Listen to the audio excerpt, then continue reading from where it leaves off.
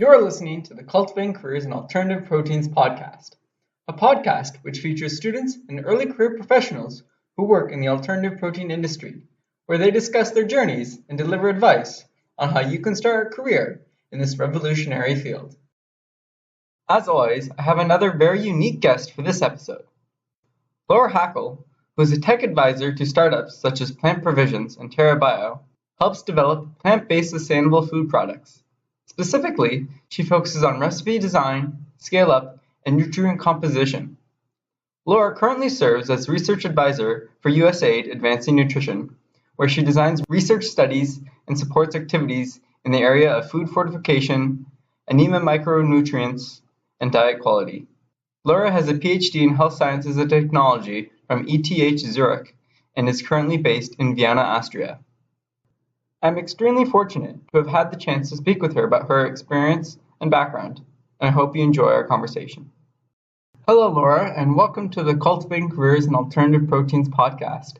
I'm very excited to have you on the show today, and I'm looking forward to hearing about your insights.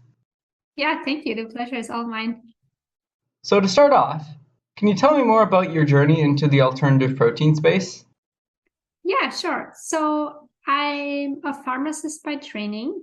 So that's kind of where it all began. And I've always been interested in nutrition. So after finishing my studies, I started a PhD in human nutrition. And I was working on iron fortification of rice. And in that, I basically worked a lot on food technology. So I learned how to use an extruder, which is a machine that is used for making pasta. And this really was something completely new for me because I was not really involved in any technology before, but it definitely got me interested in the topic. So my work was in the area of food fortification, which is adding nutrients to staple foods on a large scale basis to improve nutrient intake. And I was always interested in two things. One is to improve nutrition for vulnerable populations, for example, women of reproductive age and children. And my other goal in life was to decrease the intake of animal products. I was always in between those two topics. And then for my day job, I work in this improving maternal and child nutrition space where I work on nutrition programs, researching how to improve iron intake, for example. But the issue of decreasing animal product consumption has always been something that was lingering around, and I always came back to it and then read up on it. And basically, I never thought I would be working in this space. I thought it's just an interest. And I've been vegetarian for about 25 years now. And back in the day, there were a lot of products available that were really not that good. So not really an alternative. And it's nice to see how this space has grown in the past. And my journey into this space happened a few years ago when I was approached by someone who wanted to start a plant-based deli meat startup. He pinged me on LinkedIn and we were meeting to discuss what the expectations were. What should the product be? There were obviously a lot of iterations when we started to what the end product then was. But starting this conversation with my colleague who basically founded the startup really showed me that it's possible to enter the space and that it's a process and you don't have all the answers from the beginning. It's sometimes difficult to navigate the space because there are so many different areas involved. It's not just it has to taste good, the text has to be good, the packaging and marketing has to be there. So it's definitely interesting to be involved in a project like this from the early stages because there are so many components that I hadn't even thought of beforehand. Yeah, food is a very complex thing, and all aspects of it are super interrelated.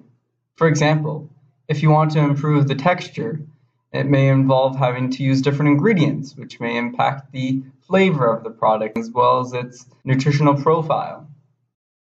Yes, definitely. And as we were building the team at the startup, it was also good to learn from different individuals in the space.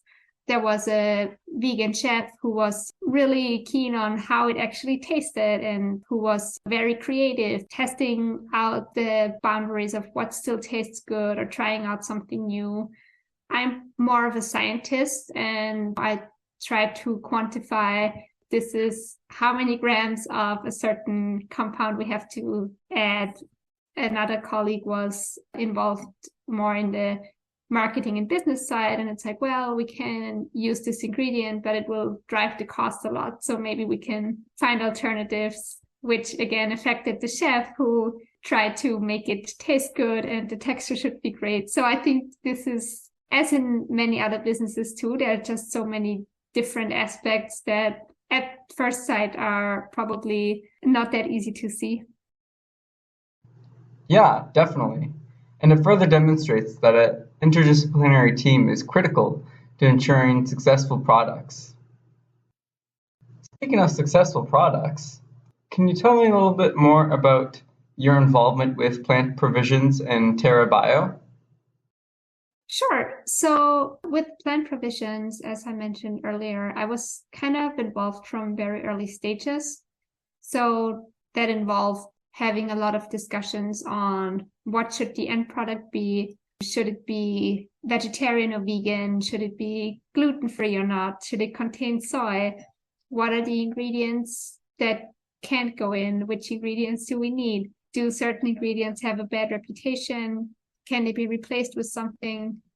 So a lot of the conceptualization in the beginning provided the framework, but then, of course, when you start doing the actual process, which in our case meant we were just trying out a lot of different recipes at a small scale. So in the beginning, it was mainly looking on the internet, finding some recipes that sounded good and trying it out in my home kitchen, adding or removing ingredients, playing around with the ratios, and then seeing what comes out. And then once we had some contenders where the texture was okay, we tried to tweak the taste in a way that we thought could work for the end product. And this is not a process that is figured out in a few days, but this took weeks because we all also had our day jobs that we were working on. So it was often done on the weekend, and sometimes we had to wait for certain ingredients. And those conversations also changed and shaped the products. Now we have deli slices that are very homogeneous in their appearance, but there were also ideas of having a whole vegetable in it, and you see it as you slice it, but that would have caused some other technological issues. But it's not that you have one great idea and you run with it and implement it. There's a lot of iteration along the way. And I think that's why it's good to have a team with individuals from different backgrounds. So that's basically what I've been doing with Plant Provisions, working on the recipes, tweaking them, and then at a later stage, when we had developed the recipe that we felt was good enough for a prototype, we tried to scale the recipe up. So instead of a small kitchen scale, we would go one step further and make bigger batches, which of course also came with some challenges because you don't just use everything times 10 or 100. You have to change other parameters. We also had a food technologist on the team who was very good at anticipating which challenges we could face as we scaled up. It was a big learning process for everyone involved. And then for Terrabio, I'm also in an advisory role.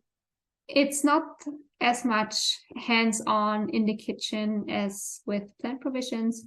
It's more trying to strategize about the ingredients, what do we need, what needs to get done by which date, how can we work around some of the technological challenges, what do we need to be aware of when it comes to the nutritionals. So it's a bit less actual kitchen work, but more strategy or thinking behind that. Okay. So I guess you do a lot of hands-on work as well as some more strategy and operations work. And I'm curious to know how you feel that your educational background has prepared you for both of these roles. That's a great question, because I was always unsure about whether I should study pharmacy or nutrition. And I was more interested in nutrition, but I felt pharmacy would be the more responsible thing to do, because in Austria, where I come from, if you study pharmacy, your prospects of getting a job are very high. And as a nutritionist, the job that you will later do is not so well defined. So I studied pharmacy, and I realized early on that it was maybe not my calling, but I also didn't want to leave without finishing my degree. And that's how I basically started looking for alternatives to becoming a pharmacist with my background, which was the segue for me into my PhD. Oftentimes I'm like, well, I could have studied something else, and it would maybe have been faster to study nutrition and go the similar route. But I do think that my training as a pharmacist made me very precise in the way I work.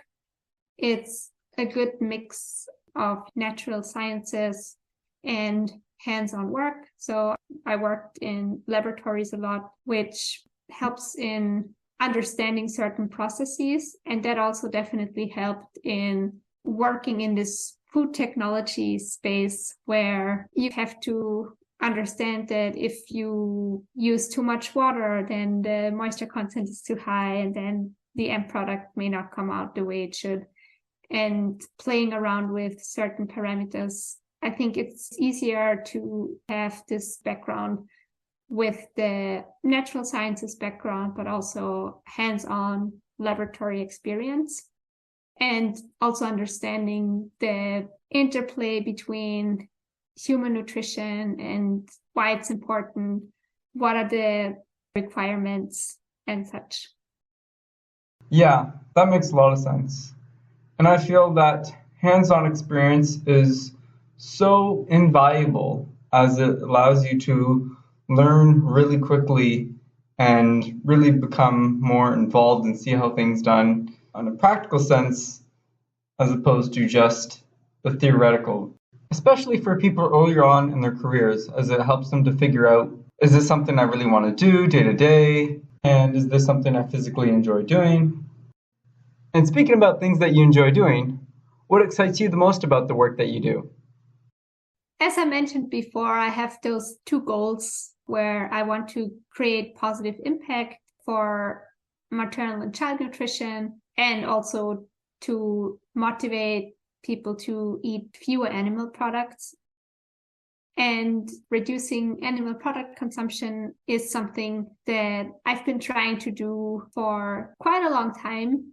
And in the beginning, this was mostly maybe cooking a vegan meal for a friend that comes over, or having vegan catering for a party. So where you would serve vegan food and no one would miss anything. And I wouldn't tell my friends, but then at the end, it's like, well, everything was vegan and people seem to have enjoyed it. And that's nice on a small scale, but then going one step further and maybe increasing the availability of such foods helps to push the agenda a little bit and can just increase the impact. And for me, one of the main reasons why I enjoy working in this space is I think that alternative protein products, they've come a very long way. Drinking soy milk 20 years ago was not that fun, and it didn't taste great. So it's great to see how far this has come. And I think to even improve the space more, it's important to have more products, and specifically to make it more affordable to consumers, because it's nice that there is this trend of shifting towards plant-based proteins and products that are not animal-based. But to me, it often seems like it's not available for the broad consumer base. It is still quite pricey. And I think the more products are out there and the more competition is out there and the more products that are available, this will eventually decrease the price and make it available for broader consumer bases, which then again, if the more consumers there are, the higher the impact. So I think it's definitely a cycle. And if you can accelerate this with the work that maybe you're doing with your podcast, and if you work in product development and develop products that taste good and that people want to buy, I think all of this contributes to decreasing animal product consumption. Yeah, absolutely. And it's great to see the reception of your products and hear people say, wow, this is amazing. I should buy this more often. And what you said earlier leads nicely into my next question, which is, how do you see nutrition shaping the alternative protein industry and consumer acceptance of its products? Yeah, that's a great question. Consumers are definitely more aware these days. It's easy to look up what is the protein content in a product, what are the health benefits of ingredient A versus B.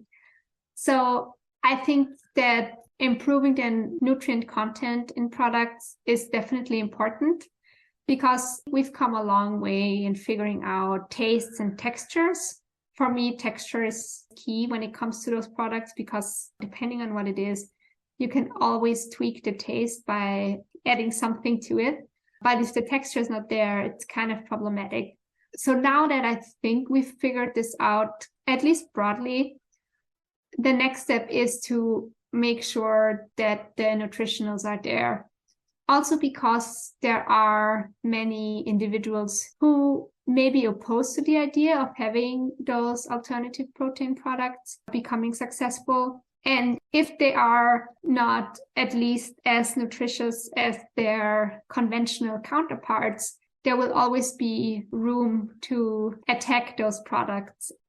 With everything we know now and with technologies becoming more easily accessible to smaller companies, I think getting the nutritionals right will still take some time and it won't be perfect. But then again, there are very few food products that are perfect. But I think we can definitely get it right. Yeah, I agree. Plant-based products have come a long way in terms of taste and texture. And hopefully, more R&D into improving the nutritional profile will make them more appealing to consumers. Because the consumer is more aware of what is good and what is bad, I think this will just accelerate the process of making this happen faster, because at the end, it is a demand-driven process. So the more consumers want a nutritious product, hopefully the faster the process will happen. But that being said, I think there are quite some products that already have a pretty good nutrition profile. But you have to also be careful about certain claims, because there are others who say that all plant-based products are by default healthier, which I think that's something that I can't always agree with. So it really depends on the actual details of each product and also on the individual, as with all the food products. Yeah, the term healthier is very subjective and highly dependent on the person. It's relative to your situation. So I'm curious, where do you see yourself in the future, say 5 or 10 years from now? That's something that I think about almost every day, I would say. I definitely want to continue participating in this alternative protein space. As I've mentioned earlier, my day job is working more in the nutrition development space in low and middle income countries. So I work on programs for nutrition. I work in this alternative protein space on the side, and I can see myself working in this alternative protein space as my main job, and then maybe doing the development work on the side. I think I will always be moving in between those two career components, just because my passion lies in both, and to me both are very important. Yeah, I get that. And it's great that you're able to pursue a career in both those areas. So for people who want to get into the alternative protein industry, what advice do you have for them?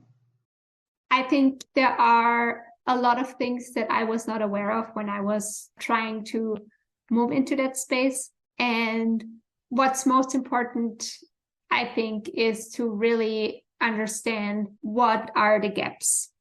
So you don't need the 50th chicken nugget that has the same ingredients and packaging as 49 others. You have to understand where is a gap that someone can fill. And to understand that, it's always helpful to talk to people and talk to as many people as possible. What I find very helpful and what I did a lot is looking up different individuals on LinkedIn and just asking, do you have some time for a chat? Because I would like to understand better, what is it you're working on? How do you see this space shaking out in the next few years? Where would be a good entryway for junior people? Or if you're already more senior and you want to switch careers, how can I maybe slowly migrate into that space? There are so many different aspects to this work. Not everyone has to be a food technologist. You need someone who understands the nutritionals, but you also need someone who understands the marketing, the packaging, the shelf life, the food processing steps. How does the market look like? What does the competition look like? So I think identifying what you're good at, what you're interested in, and how this can help filling the gap in this space, that's to me very important. And as you reach out to different individuals, you will not get answers by many, and probably more non-answers than answers. I've reached out to so many people and so many never responded. But there will be a few individuals who will respond and who will be very helpful and will help you to make some further connections, or they may not be able to give you the right answers, but they can ask you the right questions that somewhat bring you to the next steps. I think also looking into which companies are out there. So if you see a lot of advertisements by company A or B, trying to learn more about it, maybe even reaching out to someone at the company just to understand, what are you working on now? How do you see this space growing in the future? Which roles will be available? Maybe not necessarily right now, but in 6 months, 1 year, 2 years. And also looking if you are interested in getting higher education in this space, which programs are available? What do people who finish a certain program do now? And talk to people. I think all these great efforts, they are not done by one person. It's always a team effort, and learning from others what they did right or what they did wrong is always really helpful. Yeah, and it's great speaking to people and learning about their experiences and their mistakes so you don't make the same ones. And another point that I really want to emphasize that you mentioned there was speaking to a very diverse group of people, because it helps you get a better understanding of the entire industry. Yes, and maybe adding to that, I don't think necessarily it's just the experience or the learnings that they had, but also the motivation. Because when I stopped eating meat, for me, the motivation was, I don't want to eat animals.